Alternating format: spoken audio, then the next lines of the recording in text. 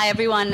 My name is Nermeen Shaikh. I'm a producer at Democracy Now! And also a weekly co-host. I want to thank the Culture Project for organizing this extremely important and timely event and discussion. Research indicates that only 2% of drone attack victims are top militant leaders, as against what we are told when we are told anything at all about what are, after all, covert strikes. There have been between 400 and 800 civilian casualties in Pakistan alone since 2004. So without further ado, I'd like to introduce our two speakers who know a lot more about this topic. Medea Benjamin, to my left, is co-founder of CodePink and Global Exchange. She's just returned in November from Pakistan, where she went to drone-affected areas with Imran Khan, who is a leading political figure in Pakistan and one of the people most critical of drone strikes. She met drone victims. She was also in Gaza in December. Her latest book is called Drone Warfare: Killing by Remote Control.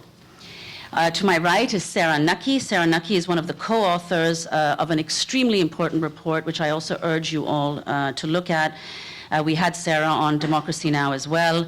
She's the co-author with Stanford Law School and New York University Law School of a report called Living Under Drones.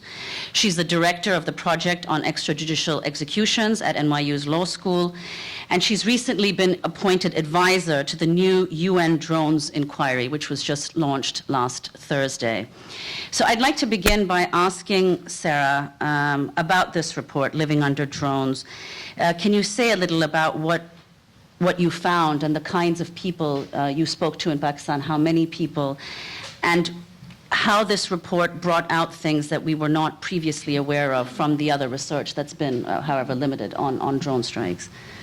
The starting point for us in doing this research was that if you only read US media, US press about these issues, the overarching narrative we have from anonymous officials quoted in the Washington Post or the New York Times, or most analysis of the drone strikes, is that they are extremely surgically precise, is the phrase that's used over and over. And very rarely do you ever read accounts in any detail of any civilian harm whatsoever, or any of the broader impact, or any of the downsides.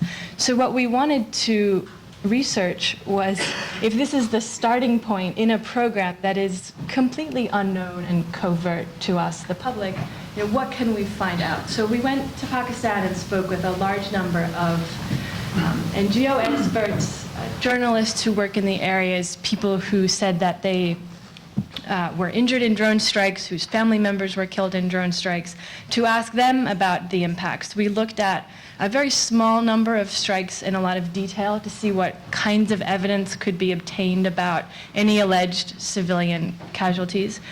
And then what we realized in speaking with people was that while the impacts there were, of course, civilian casualties and injuries, that the impacts, the sphere of the impact was so much broader than that. And that was the piece that was, until that point, almost wholly unreported in the US press, at any rate.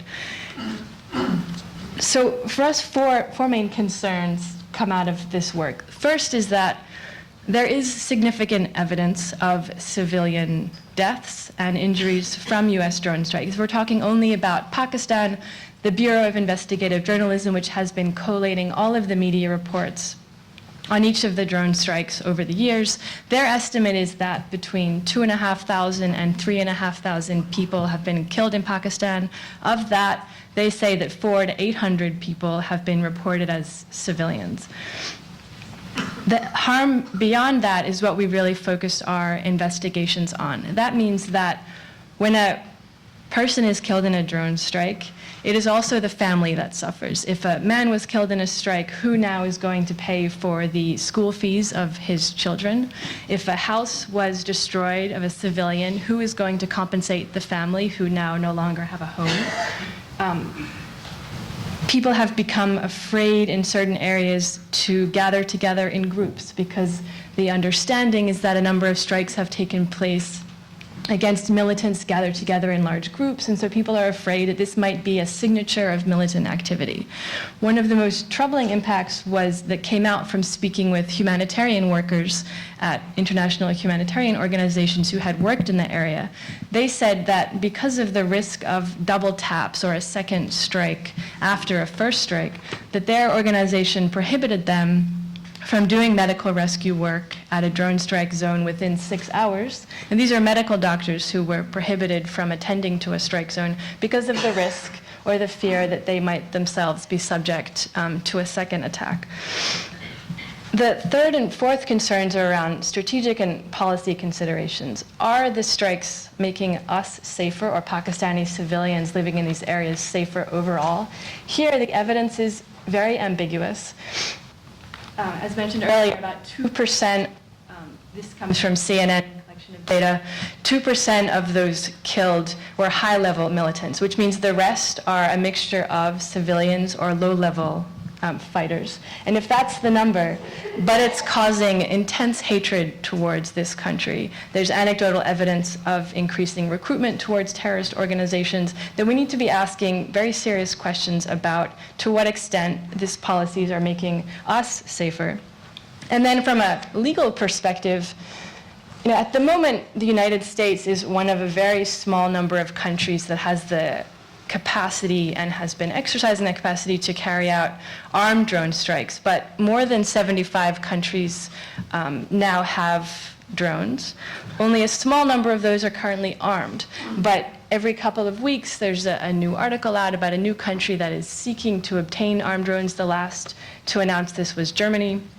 And it won't be long before the proliferation of armed drones continues to increase. In this context, the precedent we have being set now is that one country is being allowed to kill whoever it says are its enemies, and some of them certainly are and may be, but it is allowed to kill whoever it says are enemies in another country with zero public accountability, with zero transparency, and there's no oversight on top of that. And if that's the precedent that we are setting, and if the international community doesn't rein that in, then we're saying to all other countries that this is an acceptable policy, that you can go into another country and kill whoever you say is an enemy, and no one is allowed to ask you the legal basis, any factual basis, who is this person, or to do any post-strike investigation to see if there were, in fact, any civilian casualties. We did a lot of interviews with individuals who were either injured in strikes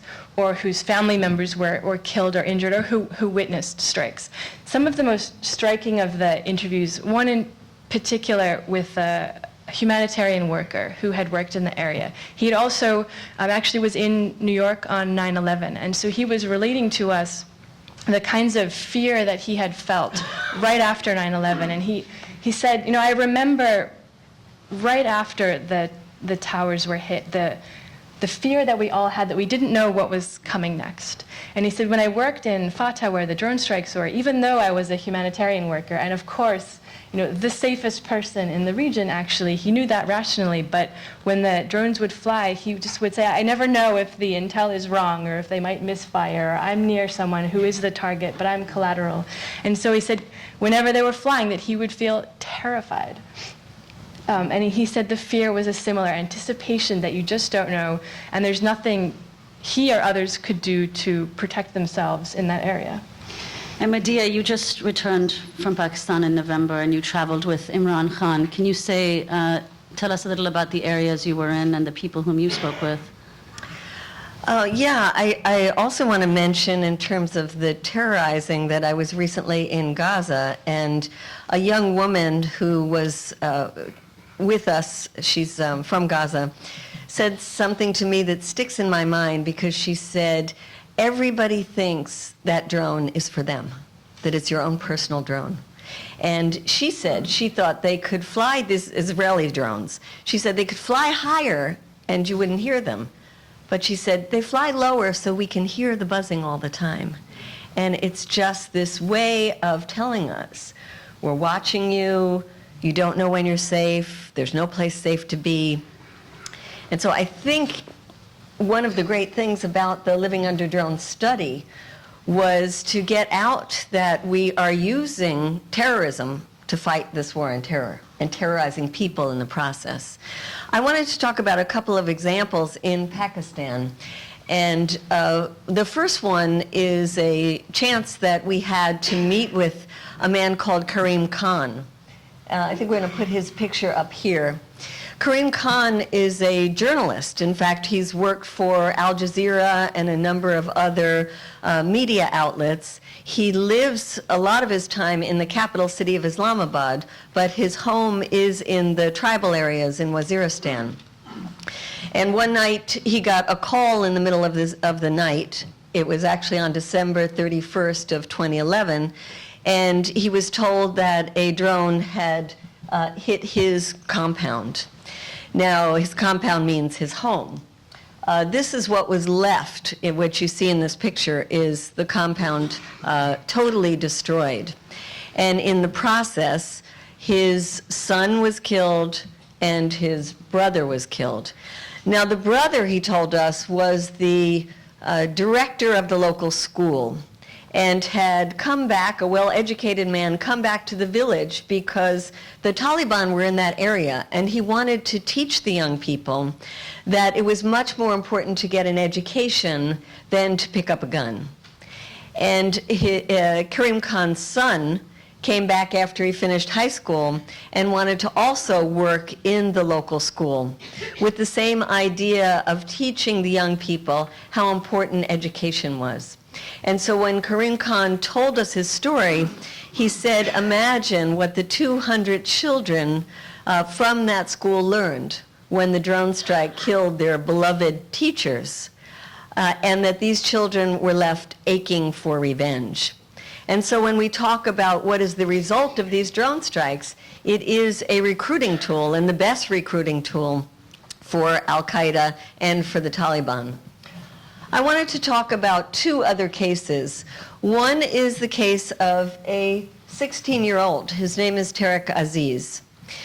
He lost his cousin, a young cousin, in a drone strike, was very upset about it, and he was given the opportunity to go to Islamabad and participate in a gathering that was called by lawyers from Pakistan and from the UK, who the first time ever gathered up drone strike victims' families to talk to them about what can we do.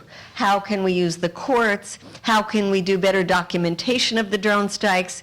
Because it's important to know that these drone strikes are taking place in areas that are off limits to journalists, which is one of the reasons it's so hard to gather good information. So Tariq Aziz was in Islamabad for 4 days in a very publicized gathering. The media was there. He was staying in a very well-known hotel. And he was one of the young people who was taught how to use a video camera so he could become a citizen journalist. And he was very excited about his role of documenting these drone strikes, because he said that in his village, the drones were buzzing overhead 24/7.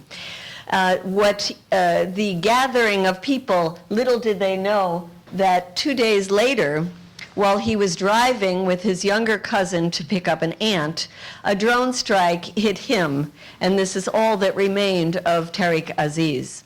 Now, the lawyers who were in that meeting were outraged, and they said, why was he killed? The U.S. government said he was a militant, because any young man of military age in the area is deemed a militant. And they said to him, he was in a public meeting. If you thought he was a militant, why didn't you have him arrested? Why didn't you give him a chance to surrender? And there's no answers for those questions. And the last case that I wanted to bring up was the one of a U.S. citizen, Abdul Rahman al-Awlaki. This is the son of Anwar al-Awlaki, who was a very fiery imam who gave a lot of anti-Western sermons, was an American citizen, went back to Yemen, was put on a kill list by President Obama, and killed in a drone strike. Well, his son was born in Denver. These pictures come from his Facebook. On his Facebook, he talked about how he liked rap and hip-hop music. He liked to swim. He was, his friends say, an ordinary American teenager. When he was taken back to Yemen to live with his grandparents, he was having a cookout one evening in the ancestral village with a bunch of young friends, all teenagers, when he was hit, and the whole group was hit by a drone strike. This is an American teenager. And the groups like the Center for Constitutional Rights and the ACLU have been trying to get information through the courts about the killing of Americans. And so far, they have been unable to get any information. And just think about the killing of an American citizen, a young boy, 16 years old, without any kind of judicial process, and where our government feels no obligation to even explain what happened. And I just want to put it in the context of President Obama when Trayvon Martin was killed. Remember that? Trayvon Martin from Florida, and how he was killed by George Zimmerman, and it was so horrible that President Obama himself stood before the media and said how awful this was, and said, if I had a son, he might have looked like Trayvon Martin. And I think it's important to look at the picture of Abdul Rahman al-Awlaki, because if President Obama had a son, he could very well have looked like Abdul Rahman al-Awlaki. And yet there is no sympathy for the killing of this young man. And as I said, absolutely no explanation. It's important to point out that the U.S. is not at war with either Yemen or Pakistan where these drone strikes are occurring. On the contrary, these countries are allies of the U.S. So I wanted to ask Sara to comment on what Medea said, and on the legal bases, not only of the drone strikes in general, but in particular the case, and this is actually what Medea talked about, Anwar al-Awlaki and his son, they were killed within 2 weeks or 3 weeks of one another last fall. What it means that the U.S. government is targeting U.S. citizens abroad. The al-Awlaki one is interesting because there's actually a number of legal cases there, and they really highlight the absence of any path to have any real accountability here. So it was found out that al-Awlaki, the father, was put on a kill list, and this was known before he was killed, and so the Center for Constitutional Rights and the ACLU sought to challenge that in court. The case was thrown out. He was then killed, as was his son, and then there was another lawsuit challenging the legality of that killing. That one's still ongoing, but the government's response to the lawsuit so far is to say this is a political question, meaning these questions about whether we are at war, who we are allowed to kill under what circumstances, are only for the executive. They're not for the courts to decide. Because of the inability really to use U.S. courts to address targeted killings or drone strikes, there have been attempts to use courts in other countries as well. So in Pakistan, there have been a number of lawsuits, all ongoing, attempting to hold both Pakistan and U.S. officials to account. Pakistan on the basis that it has obligations to its citizens to protect them. There was just a case recently thrown out in the UK where the plaintiff was seeking to hold to account any British authorities who provided intelligence information to the Americans on the basis that if they knew that they were providing intel to carry out targeted killings, that they also had legal liability. That was also thrown out and is now on appeal. So all of the cases and attempts there have been to use the rule of law so far have gone nowhere, and this led a Yemeni lawyer who's very active on Twitter about drone issues, maybe you saw this, Medea, tweeted that if one of his children were killed in a drone strike, that he would join al-Qaeda because it was the only path to any justice. And I hope he was just speaking in a rhetorical manner, but a lot of people see it that way, that there is no way through the courts to have accountability, and so what are their options? There's been some fantastic reporting from Yemen by McClatchy Papers. Unfortunately, we don't see this kind of reporting in the New York Times or the Washington Post, but a strike there that killed a man in November last year, just outside of the capital, a well-known individual. Unknown whether or not this person had a link to Al-Qaeda or other terrorist groups, but he was killed in a drone strike. The reporters went to the area shortly afterwards. The entire village was saying to him, "We all know this man. He's previously been arrested and released. This is not a faraway area where police can't access. If you thought that he was a terrorist, why didn't you just come and arrest him?" And all the quotes from the individuals, family members, neighbors were saying, America preaches rule of law, but to us this looks like hypocrisy. But can I ask you, though, it's very interesting. How is it that the U.S. can say that in a case like this, it's the executive that has power and not the courts? Is there, what's the precedent for this kind of thing in the past? It's a constitutional separation of powers question that for matters of war making and decisions under war, that it's for the executive and that the courts can't come in and question those decisions. The bigger issue here is, of course, are we at war? And who gets to decide and what does that mean? So I'm hesitant often with non-lawyers to speak about the legal frameworks because I think it's the most boring aspect of all of this. But it's crucial to determining the legality of a lot of the strikes engage extremely complex, for lawyers, questions. And the legal issues, they get conflated, they're very badly reported. There's two separate issues with the legality of any of these strikes. One is it lawful to use force in the territory of another country? That's one set of questions that is about the legality or illegality of interstate use of force. Is it lawful for the U.S. to use force in Afghanistan or Pakistan or Yemen? That's one set of questions. The rule there is no, states are sovereign, you are not allowed to violate that sovereignty, but there are exceptions to that, including if the state consents. So as Yemen, for example, has consented to US drone strikes in Yemen, there's no violation of Yemeni sovereignty. Pakistan is more complicated. They, for a long time, were in the public saying that they did not consent, but then it later came out from WikiLeaks cables that it appeared there was a kind of covert consent. Now they are again extremely public, saying that they do not consent, that the strikes are a violation of their sovereignty, and that the strikes are counterproductive. But the U.S. might also be able to use force in Pakistan if it can show that it's necessary for self-defense. The test there is that in the face of an imminent threat, that the U.S. is allowed to protect itself through the use of lethal force. That's one set of questions. Another set is whether killing a particular person is lawful vis-a-vis that person, regardless of the violation or not of state sovereignty. And this is why it matters so much whether or not we're in war. If there is, in fact, an armed conflict, then the rules of international humanitarian law apply. And they do permit a state to kill members of a group with whom it is in an armed conflict.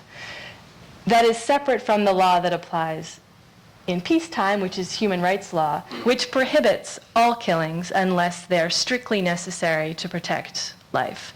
This is why it's so important, this question of are we or not in war and with who, because that determines for most of the strikes whether or not they're lawful. Well, then there's also the issue about is it legal according to the U.S. law? And there the justification is that this is all part of the authorization for the use of military force. You remember that piece of legislation that was passed in the haste of the post-9/11 attacks where Barbara Lee was the only congressperson who voted against that? You all remember that? Some of you remember that? And that said specifically, it's people who were involved in or associated with the attacks on 9/11. Now we are killing people who maybe were 9 or 10 years old at the time of 9/11. And it even seems that today with the discussion about expanding drone surveillance and possibly attacks into Mali and other parts of Africa, that they are already justifying that on the basis of that same piece of legislation, the authorization for the use of military force. So it stuns me as a non-lawyer, but somebody who actually thinks the rule of law is supposed to apply, that the Obama administration, run by a constitutional lawyer, let's remember, is continuing to stretch this authorization for the use of military force and to stretch the idea of what constitutes an imminent threat in terms of the international law. Well, Medea, the constitutional lawyer you mentioned was, as we all know, inaugurated for his second term last Monday. And of course, he didn't mention the secret drone war at all in his inaugural address, but he did say that a decade of war is now ending and that lasting peace does not require perpetual war. At the same time, he's nominated John Brennan to be the director of the CIA. John Brennan, as some of you may recall, was called by some the assassination czar. He was the first Obama administration official to publicly confirm drone attacks overseas and defend their legality. Can you comment on this nomination and what it might suggest is coming in the second term of Obama's presidency? Well, it's astounding to me that somebody like John Brennan, who was unconfirmable in 2008 when he was first proposed because of his intimate involvement under the Bush administration in the CIA and his known advocacy of enhanced interrogation techniques and of extraordinary rendition, that when he was proposed back then, he was deemed unconfirmable, and so he withdrew his nomination. 4 years later, when he not only has that history, but add to that this past involvement, in fact, being the mastermind of this drone program, somebody who what I would say has been involved in acts of murder in these last few years. And suddenly, there doesn't seem to be a lot of controversy about this nomination. And we are going around now to the different Senate offices and trying to say, will somebody stand up in the Senate and say this guy was not confirmable then, and he certainly isn't confirmable now? And we can't find, so far, a senator who will stand up to that. And what does that say about our Congress? What does that say about how far we have strayed in the last 4 years under the Obama administration? Because if this were happening under the Bush administration, there would just be so many people yelling and screaming about it, and certainly the legal community would be doing so.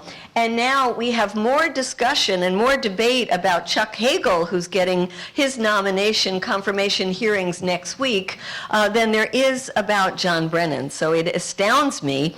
John Brennan's confirmation is happening on February 7th. If any of you would like to make the trek to Washington, D.C., we feel it's really important to pack the hearing room for his confirmation. And if there are not senators who are going to stand up and say, this guy is not fit to be the director of the CIA, at least there should be citizens in the audience who are willing to get up and say that. The morning of the inauguration, there were strikes in Yemen. That's right. 3 people were killed, I believe. Right? Reportedly. Yeah. Again, will there be an investigation into that?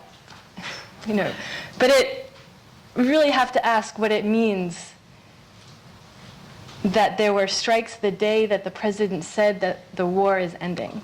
And does this mean that the strikes will stop, or that they will not apply the laws of war and they will apply the very strict rules of human rights law, which would make most of the strikes unlawful, it appears on the available evidence?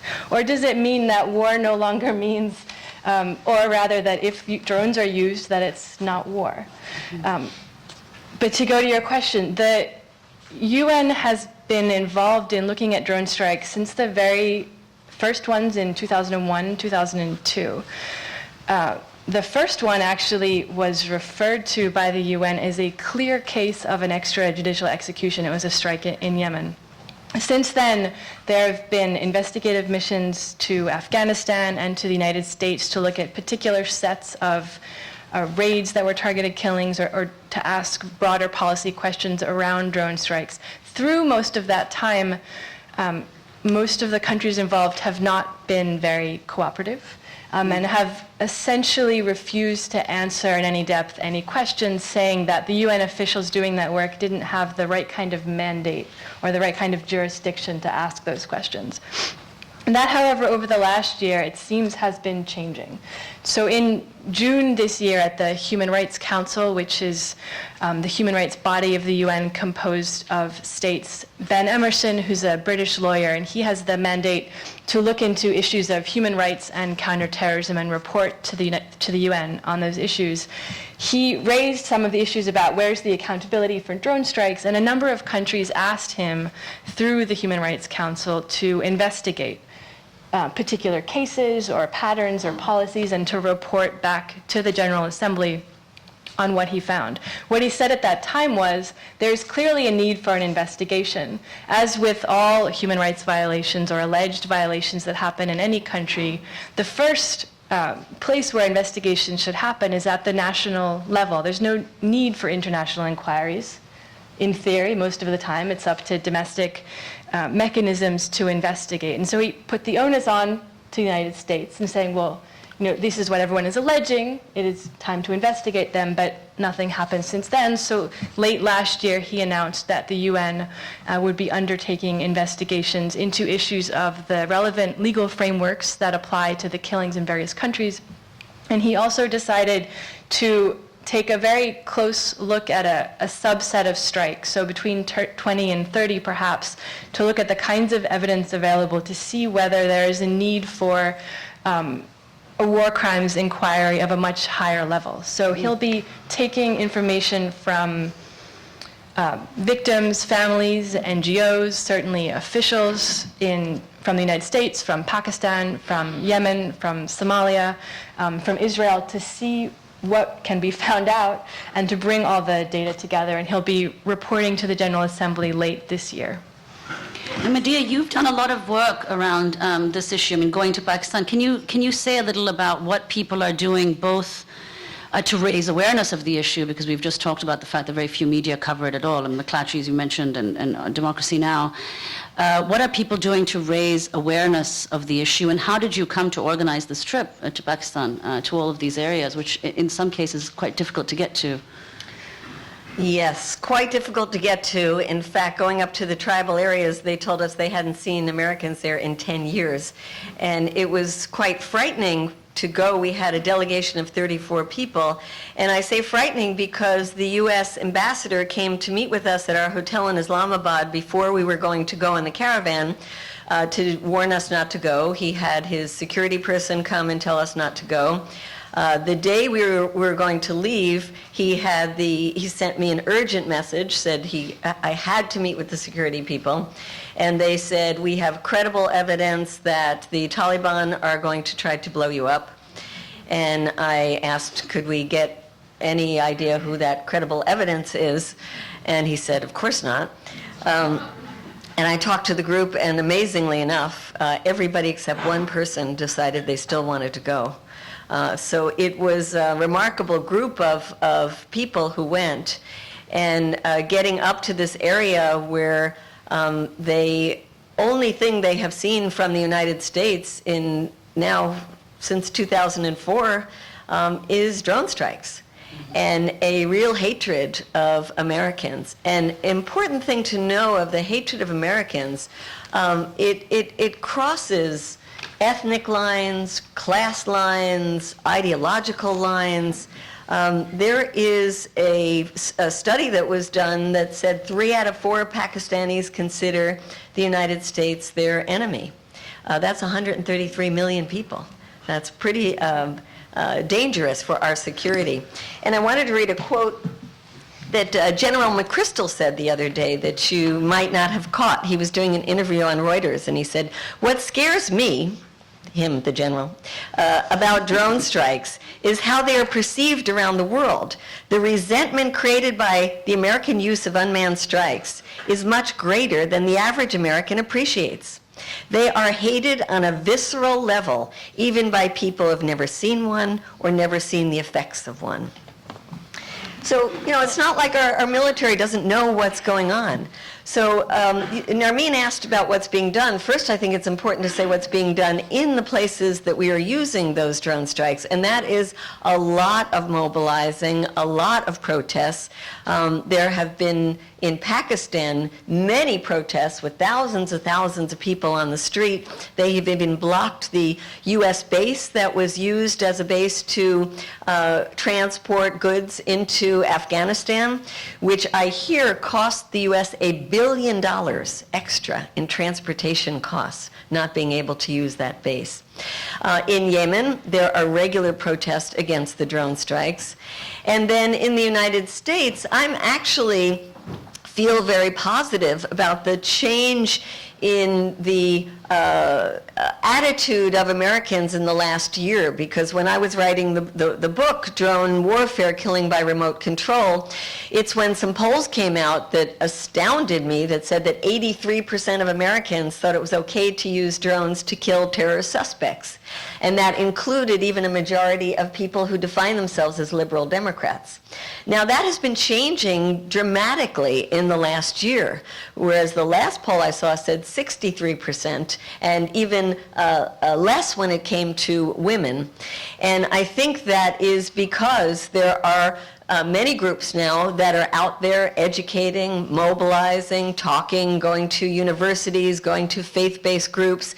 There is a lot of mobilizing, and you have some of the best people here in this audience who are going to speak to us. And in upstate New York, outside of Hancock Air Force Base, there is a fantastic coalition of groups that have come together and done what they called a Gandhian wave, where they keep going out. This is one of the bases where the drones are being remotely piloted.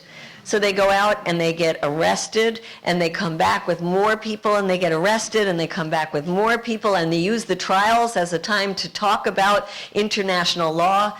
And this is happening not only in upstate New York, but in several places around the country.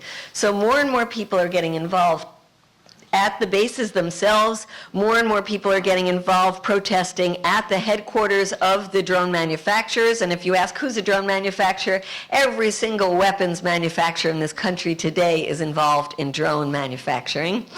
And then there are universities that are doing research to see what kind of contracts their university has with the military to do research on lethal drones, and then trying to get those contracts canceled or at least raise awareness. And there are some divestment campaigns that are starting to try to get campuses to divest from companies that are involved in lethal drones. There's a mobilization that's happening in early April in San Diego, where the headquarters of General Atomics is, and that's the one that makes the Predator and the Reaper drones. There's another mobilization happening in upstate New York in April, a national one as well. So there's a lot more organizing going on, and I think that we are changing awareness, and this will eventually have an effect on our Congress and our administration and on the drone policy. I'd also like to mention, actually, I meant to mention it earlier. Today I came across an article that's just come out in the Atlantic magazine. It's authored by Christine Fair and a couple of others. And it reads, "You say Pakistanis all hate the drone war, prove it." And in the article, the authors make an argument that all of the polls, what Medea, what you were citing, basically rely on inaccurate or insufficient data to conclude that Pakistanis are opposed to these drone strikes. So I think it's not only a question of the fact that drone strikes are not covered in general, but that the coverage they get is not necessarily uniformly one thing. In other words, one of the most problematic points she raises, or they raise in this article, is that a large number of the people who are interviewed only have access to either the Urdu language press or the vernacular press. And therefore, those people are less informed than people who have access to the English press, because the English press gives a more complicated picture of what drone strikes are about. So I think that we can think about that and what that means. The prove it point, too, raises a really interesting issue. So we're in an environment in which the government tells us essentially nothing about the program. In court, they refuse to even acknowledge it exists. There are strikes on a weekly basis. There are never official statements about who was killed or how anything we do know about decisions, how decisions are made, and the nature of the program all comes through either excellent journalism or by anonymous leaking to journalists. In that environment where there's a complete black hole of information, when people do come out and alleged victims say, you know, my leg was blown off in a drone strike, or my mother was killed, or my child was killed, the critical response to that often is, prove it. Prove that you are a civilian. And a lot of people will say, in fact, many of the people, Medea, you met with, Sara, that you met with, in fact, are Taliban or Al-Qaeda who are making up stories. You know, it's propaganda. So we have this fascinating reversal in which anyone who was killed or injured was guilty, and then it's up to them or their family members or NGOs to prove innocence, which is A, impossible, and B, the opposite of what it should be. The case should be that if you're going to kill a person, that you have met a standard that, in fact, you know, satisfies basic due process, and if there are credible allegations of civilian harm after the fact by family members or others, that the government has to answer those. Well, it's quite Orwellian, and I decided when I came home from Pakistan that I was so incensed. We gave a couple of examples to the ambassador in Pakistan, the U.S. ambassador, and we said, here's 3 cases. Just give us the information about these 3 cases, what really happened. And one of them was Tariq Aziz. And so a member of our delegation, a Pakistani who was a lawyer that is investigating these cases, he got a call from the U.S. Embassy, and they said, can you put me in touch with Tariq Aziz? We would like to interview him. And this lawyer, Shahzad, said, you killed him. He's not around. For an interview. So I thought when I came back, I wanted to find John Brennan and get a chance to talk to him. So I thought, I wonder if I can find his house where he lives. And started just doing a little Google search, and I have no particular skills at all in this. And I found a John O. Brennan. And I thought, okay, there's probably a million John O. Brennans, who knows? But you know what? I'm going to go to his house. What the hell? It was a Sunday afternoon, a nice ride into Virginia, Herndon. So we took a ride over to this place. And I went up to the door, and I knocked on the door. And who should answer but John Brennan? And like my heart was like, ah. And I looked at him and I said, John? And he said, yes. And I was like, I really didn't expect to find this guy. I didn't know what to say at that point. And I said, well, I just got back from a trip and I wanted to talk to you about it. And he's looking at me and his wife is coming to the door and he's like, a trip? And I said, yeah, to Pakistan. And then you could see his face like what, ashen, like what is this woman coming to my house to do? So I got a chance to chat with John Brennan at his house. And the first thing he said to me is that we were being manipulated. That's what he said. He said there are virtually no innocent people that have been killed, and we are being manipulated. So it's that kind of Orwellian thing that you were talking about, Sara, that we have to prove something that we can't prove because this entire program is secret. And that's another Orwellian thing when I went to the court to where the ACLU was arguing with the government over getting information, and the government is saying, what drone program? What drone program? You have no proof that there even is a drone program. So that's how crazy this whole thing gets. And one other tidbit that shows how insane this is that people on the Intelligence Committee in the Congress have not even been able to get copies of the legal memos that give the U.S. justification for this drone program, and particularly for killing Americans overseas. And there was a letter that Ron Wyden, a senator on the Intelligence Committee, put out in terms of what he's going to ask John Brennan. That's a very angry letter, and it says, for 2 years, I have been asking you for these legal memos, and I'm on the Intelligence Committee.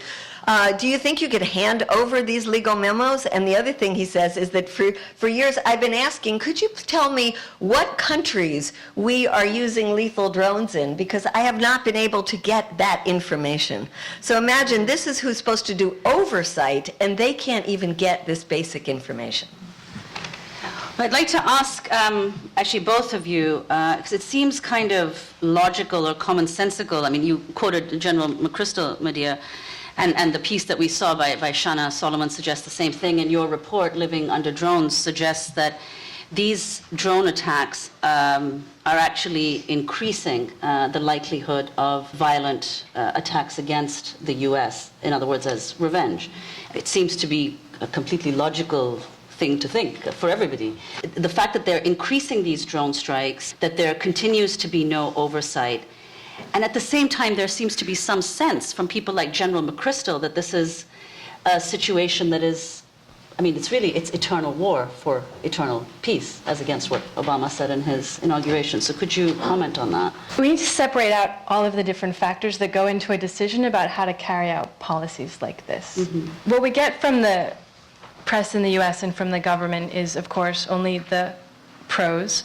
And those need to be taken into account together with the downsides. This report is not against killing certain kinds of enemies when necessary. And it's not against drones as such, or even killings by drones in Pakistan or Yemen as such. The issue is with, first of all, the complete lack of transparency and accountability, and second of all, the absence of knowledge about what rules apply, and then significant evidence of both the counterproductive nature of them and civilian harm. On the pro side, it seems clear that drones have killed some number of high-level militants and have disrupted terrorist networks, and have probably prevented some number, I don't know how many, I've never seen any studies, of attacks against both Pakistanis and American soldiers in Afghanistan. That needs to be weighed against, and again, very little empirical evidence to make sound policy decisions about if that's the upside that you're aiming for, is that being counterbalanced or outweighed by increasing recruitment, by increasing general hatred towards Americans, which decreases not just even in terms of security, but our diplomatic relations with Pakistan and many other countries, which may be undermined by this. And then the horizon upon which you make a judgment. They might be wise policy under certain security considerations for the next 6 months or the next 5 years, but what happens when your horizon of judgment is 10 years or 20 years? What are we doing both to long-term harm in terms of recruitment, but the very legal frameworks that govern the interrelationships between all states? And the risk right now is that we are really undoing the protections that were created after World War II to limit human rights violations. And that the danger as proliferation increases, if other countries mimic these practices, what kind of restraints will exist, could possibly exist in this environment. I don't remember who it was now, but a former US official did an NPR interview where he said jokingly that he felt really bad for whichever US spokesperson was going to have to speak out or find a way to speak out when some other country carries out drone strikes. And like how he would criticize this and sync it with US policy. Alleged Department of Justice memo which apparently lays out the legal basis for U.S. drone strikes and targeted killings. This is a memo which the ACLU and the Center for Constitutional Rights and the New York Times have been trying to obtain through litigation and so far have not been able to.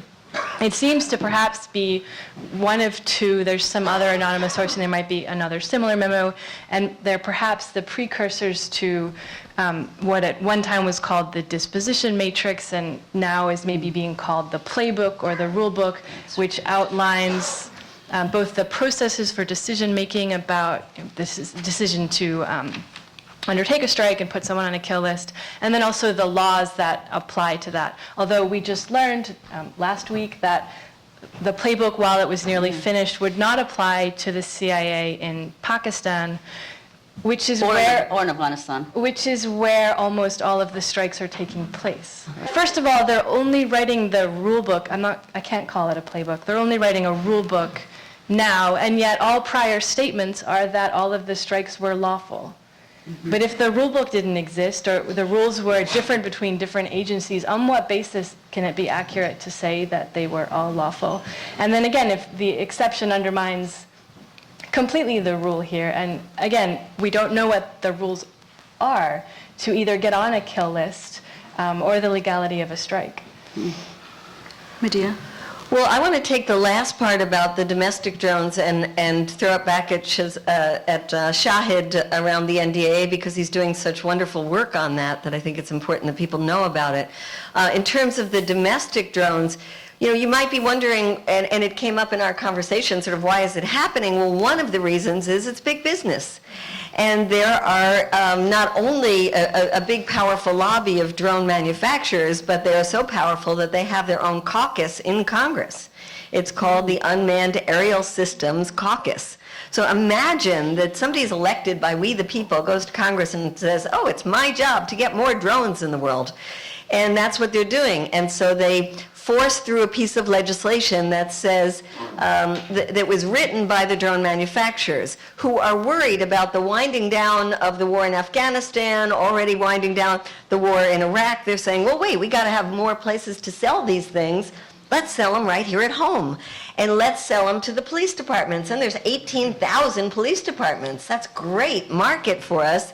And so they have been pushing the Federal Aviation Administration to open up the U.S. airwaves to drones. Now, the FAA knows something that a lot of people don't know, which is they crash all the time, very unsafe, and that there's no rules about our privacy. And so they've been reluctant to do it, but now the legislation says they must open the U.S. airspace to drones by September 2015.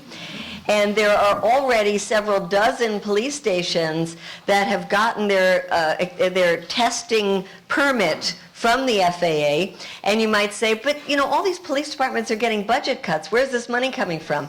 Coming from Homeland Security. And Homeland Security is giving grants to police stations to buy these drones and then to train their officers to use them. So it's very worrisome if you are somebody who cares about civil liberties and all of the civil liberties that have been taken from us since 9/11 already. You should be extremely concerned about the prognosis that there will be 20 or 30,000 drones in our airspace in the next decade. And communities are starting to have a discussion locally, meet with their police departments, put rules in place. The ACLU is getting involved in different communities to say, if you're going to use these drones, they must be used in this way, and there must be guarantees for our privacy and safety. And then there are no drone resolutions that some groups are trying to pass.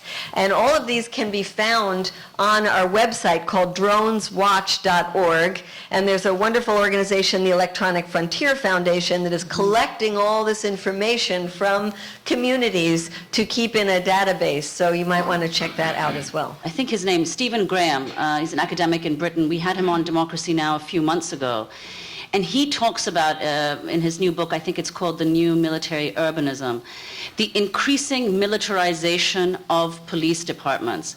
And some of the things he talked about, I mean, I was utterly stunned, and I tried to keep my looking utterly stunned off air, but it was really shocking that these police stations in the U.S., just local in, you know, wherever, are acquiring tanks, automatic weapons, and drones, that police officers are increasingly coming to resemble military people. Now, what does that mean? What does that mean for a democratic polity? Drones are being posited as an alternative to American troops on the ground. And it's part of a recognition by those in power in the Obama administration that the American people are tired of war. The American people are tired of seeing Americans being killed, and they don't understand what for. And this is a way of waging war behind the backs of the American people. It is a covert program, and it doesn't put U.S. lives directly at risk, although it does indirectly because of the hatred and the blowback that comes from this. Secretary of Defense Leon Panetta said the drones were the only game in town. Well, it's not just drones. It's cyber warfare, it's small commando groups, but it's alternatives to large numbers of boots on the ground. And we see the U.S. not only using the drones where we know, because as I said, even people on the Intelligence Committee in the Senate don't know the whole picture, in Pakistan, Yemen, and Somalia, but setting up drone bases in places throughout the Middle East, in Djibouti, in Ethiopia, in Burundi, and now they're talking about drone bases in Niger. So this is the way of keeping a perpetual war going without the American people really even knowing or caring much about it, because Americans are not getting killed and they're being told about how this is a cheap way to fight the war on terror. Some of the early work on drones, a lot of the thinking about it was in terms of remotely piloted killing and whether that the geographic distance would lower the threshold for killing and would increase the capacity of individuals to just sort of do a trigger war.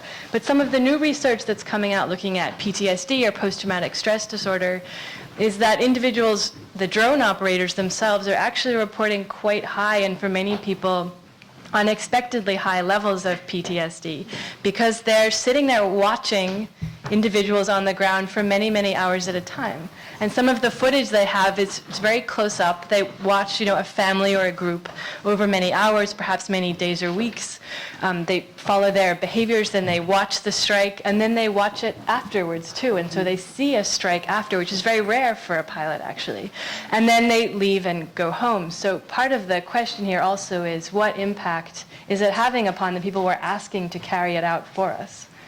I have a chapter in the book on drone warfare about the pilots because I think it is important, and I've had a chance to talk to a number of them, both outside the bases as well as on Twitter, just kind of putting the word out there, anyone want to have a conversation.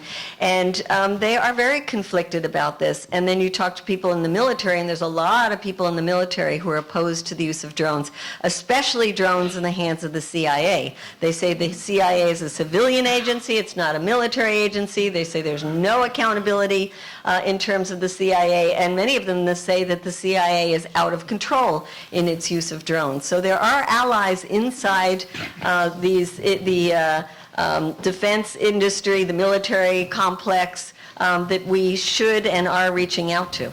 In terms of the countries that have drones, the majority of them are buying them from Israel. Israel is the #1 exporter of drones. Yeah, but mostly those are for watching, looking. Yes, but so the ones who already have armed drones are the U.S., Israel, China, Russia, the UK, and France. As Sara said, Germany being the most recent one, Italy, Turkey is trying very hard to get armed drones. The Predator and the Reaper drones were originally a reconnaissance drone, yes, and then they were weaponized. Can you bring them down? Well, the Iranians insist that they brought down a very, very sophisticated U.S. drone. A professor with $1,000 worth of equipment from the University of Texas in Austin showed how he could bring down a drone. It's known that right now drones are really useful when you're fighting in a place that has no air force, but if there is an air force, the drones are not going to be very useful. I would say unlike like Latin America, or some of you might have had a chance to go to Cuba, you find people who always say,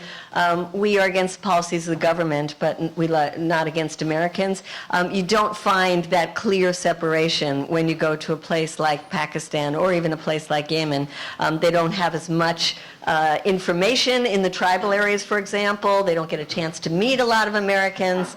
And so I think, when we talk about blowback and the danger, because there is not that clear separation, we are considered culpable. The U.S. military should protect us here at home and not go around the world creating enemies. I would like to thank, on behalf of the Culture Project, both Medea Benjamin and Sara Knuckey, and thank you all for coming. Thank you.